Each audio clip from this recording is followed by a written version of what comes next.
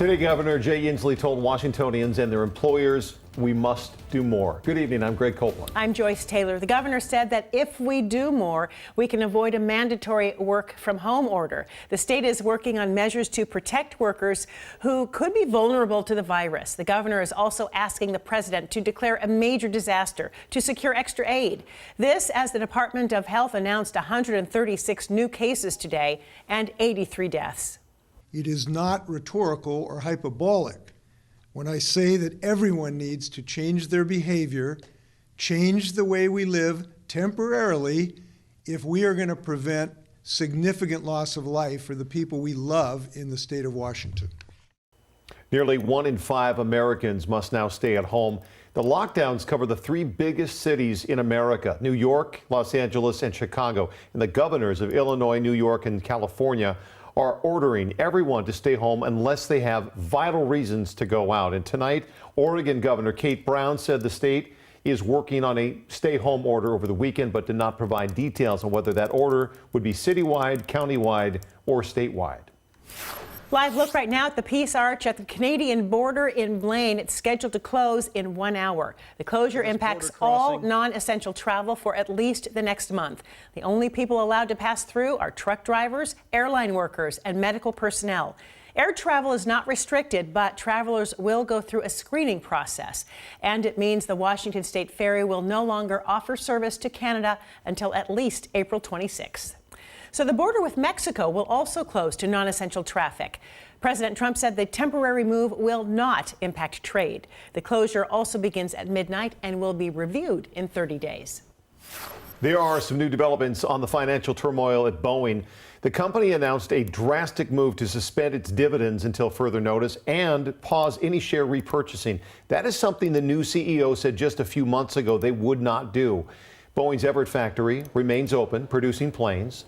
Earlier this week, Boeing said it needed $60 billion in federal loan guarantees because of the disruptions brought by the virus and to keep its 17,000 suppliers and more than 2 million workers in the industry employed.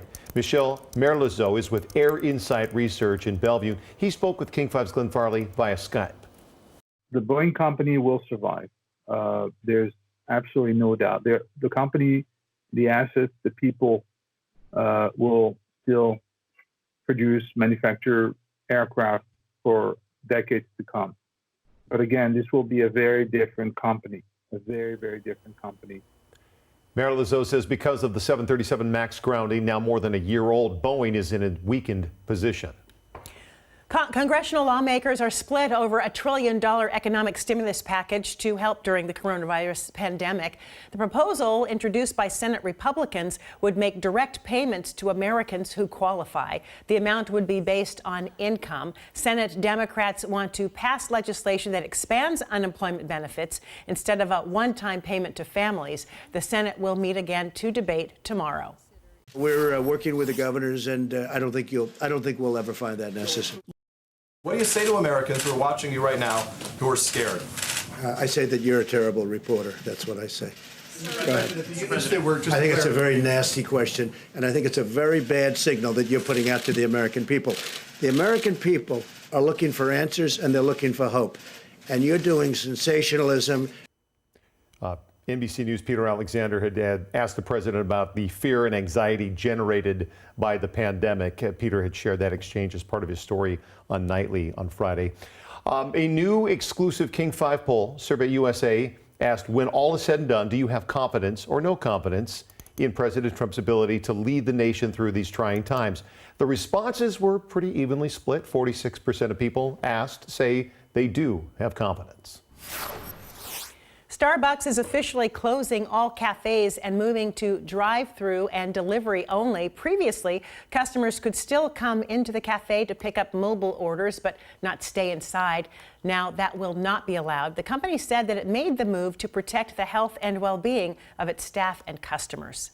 While it is important that we minimize our physical connectivity, it is a moment to maximize our emotional connectivity.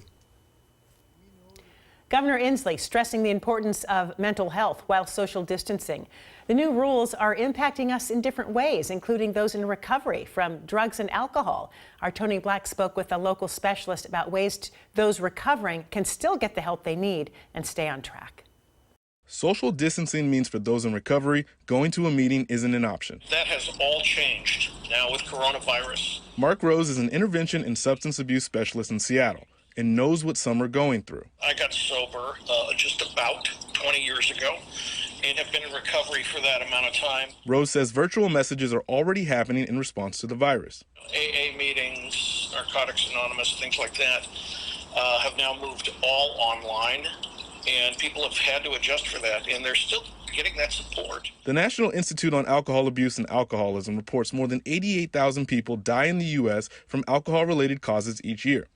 Washington State averages nearly 3 alcohol deaths for every 100,000 people. Doing that work in person, getting that support from other men, other women, and our peer groups is the best, one of the best ways for us to stay in recovery.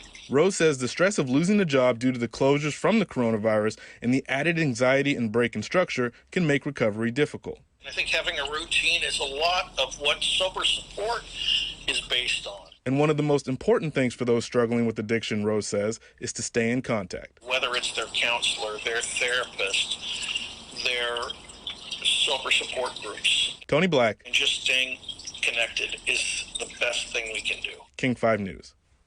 Washington now qualifies for a special health care status to help doctors and officials respond to coronavirus.